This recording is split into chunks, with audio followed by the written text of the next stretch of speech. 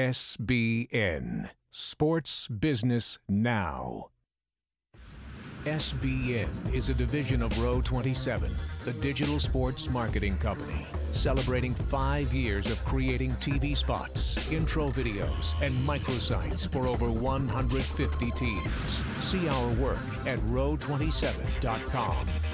And by FanMaker, digital marketing tools for sports teams, featuring FanMaker Rewards, the most comprehensive and popular fan loyalty and reward system. Learn more about our apps at fanmaker.com. SBN Live. Hey everybody, and welcome to SBN Live. I'm Holly Koski, and SBN Live is where we recap the entire week of the sports business world. And as always, joining me today, Jason Cole, Max Huber, finally the original crew back together. I guess, sorry, John, you're the original crew, but how you guys doing? I'm doing well.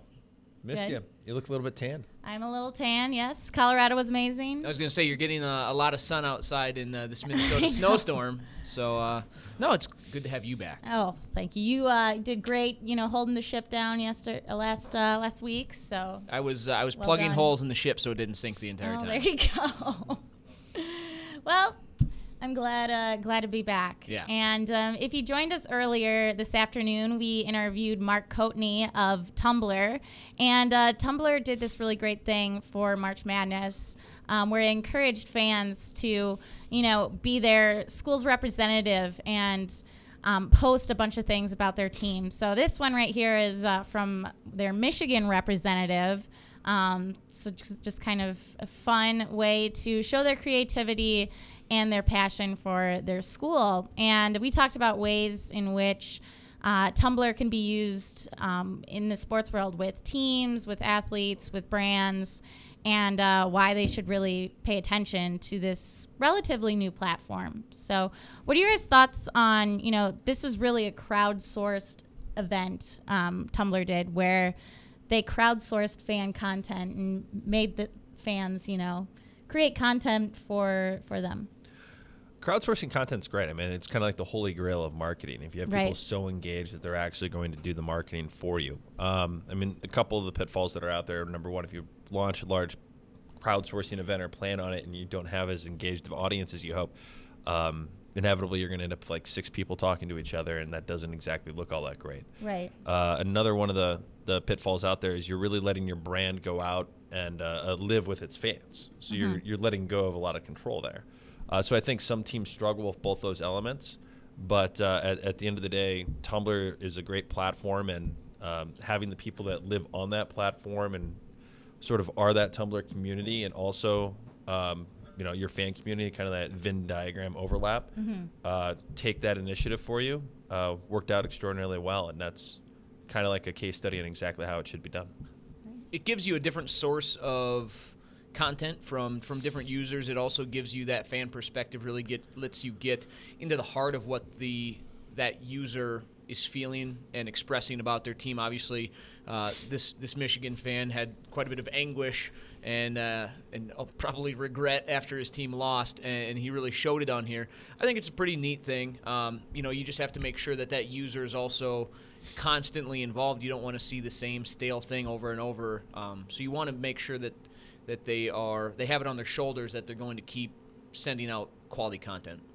Right. Yeah. No, he was, Mark was talking about how their average demographic or average age of their user is 24, which I thought was pretty interesting. And I think colleges could really use this, especially their athletic departments, and ask their fans to kind of provide their point of view from games. So I think this could be a new thing that teams should pay attention to. So that was a great interview. I think one of the cool ones would be some of those collegiate basketball and football programs that are just absolutely insane about that sport, like the Cameron Crazies. You get a perspective of there because it's such a small venue, and those people are diehards for it. And to give a all-around, even if it wasn't a season long, maybe a day in the life of a Cameron Crazy when they go and they're playing Camp UNC. out. Yeah, I think it'd be pretty neat and give that different perspective that people might be looking for.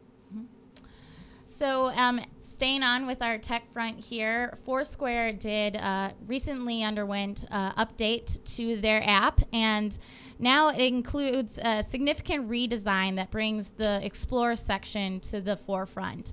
And previously Explorers were kind of hidden, and now they're just right on that home screen there, and it's more of a focus on what's around you instead of who's around you. And this can be a great tool for teams to take advantage of in terms of game day. We're finding where things are, again, who is surrounding you, even though that's not as much of an emphasis, but venues could really do some short-term ticket offers with people that just happen to be nearby. What are your guys' thoughts on Foursquare here? I kind of have two main thoughts on this. I think the new design goes a long way toward helping discovery when we're somewhere new. I know the Explorer thing is something I use a lot when I travel to find a place to eat. So when you have a bunch of alumni coming back to a town or getting together again, seeing who's around you and what's nearby in that new format is a lot easier on Foursquare, and that's extraordinarily nice, I think, for like a collegiate football game. On the ticket offer front, if you were downtown, like if you're a professional franchise in downtown, that's an amazing ability to reach this entire sort of tech community, this Foursquare, which is kind of a different demographic community than you have on the other social networks. Right. With those ticket offers, you have thousands of them nearby, and here in Minneapolis, if you have a Wolves ticket offer go out in Foursquare, you're going to be hitting that demographic that probably is going to be fairly new to the Wolves with an effective offer and pulling them into the stadium. And I think that's something I haven't seen a ton of teams leverage. If you're out there and you have, please let us know how that went. And I think the new platform goes a long way in making that a possibility. When we were talking with Jonathan before the show, and he mentioned that if you're a casual fan or an out-of-towner that's going downtown for dinner and you might not know that there's a game and you see Madison Square Garden, Target Center, Target Field is trending, and then, like Jason said, you get that pop-up ticket offer. Right. It might entice you to go to that game. They're like, hey, we see you're in the area. Here's $10 off a ticket. So I think it's great for that. It's great for the things that are around the venue. So if you already are going to that game, you might see where the hot spots are pre-game, where you want to go. I'm a big Foursquare user. I think it's great just to see what's around, get some reviews on things. So anything that makes Foursquare better for me as a user, I'm all for it. And you like seeing your name up on that leaderboard, right? Yeah. I know you do. Whatever. My mother-in-law kicks the crap out of me, so whatever. I'm friends with so many people that use that so much more than me, even though I get so much crap in the office for checking in everywhere. Even friends that aren't even, in the Twin Cities? Yeah. Yeah. Well, I guess you do travel a lot, so it helps with that. But all right, sounds good. And NFL now, they are installing cameras in their locker rooms in an effort to really kind of bring that differentiating thing to attending an NFL game. Oftentimes people are staying at home now, watching it from the comfort of their couch, and, attendance is really an issue. So they're looking at ways to provide value for those fans at the game. And they are mandating that fans will be able to, see what's going on in the locker room. So basically the footage will only be of the home team, and it's shot pregame and during halftime, but it won't reveal, strategy or anything like that. But it's up to each individual NFL team to use it at how they see fit, whether that be, on the replay boards or in their app.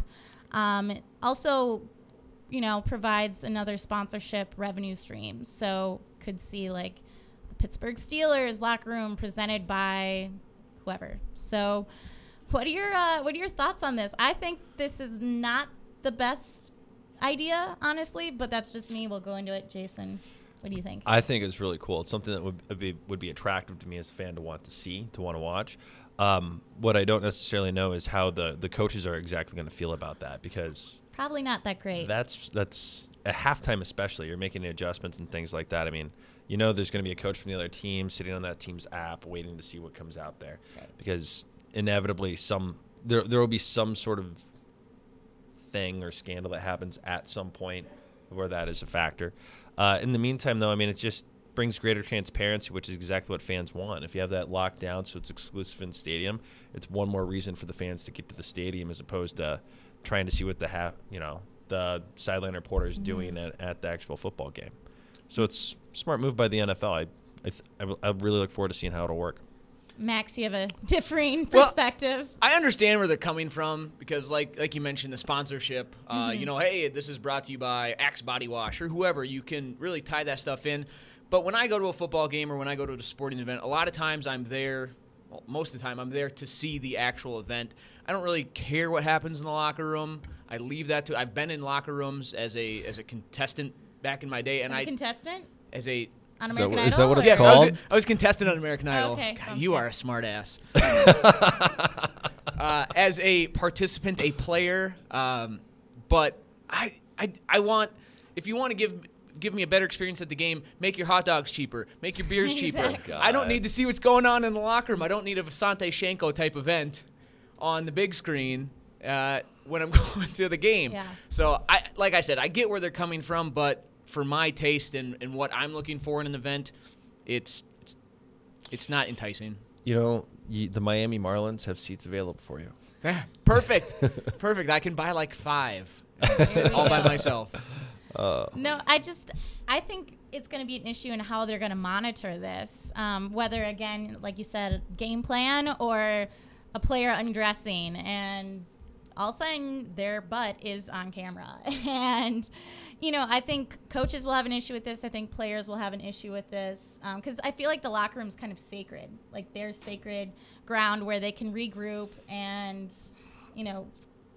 do what they wish in there. So what happens if the controller accidentally flips the switch and all of a sudden it's just like, oh, hey, we're live from the locker room? Yes. Yeah, I don't know. It's probably not going to happen, but it's just part of the game. I mean, our lives are in public now. There's nothing you can really do about it.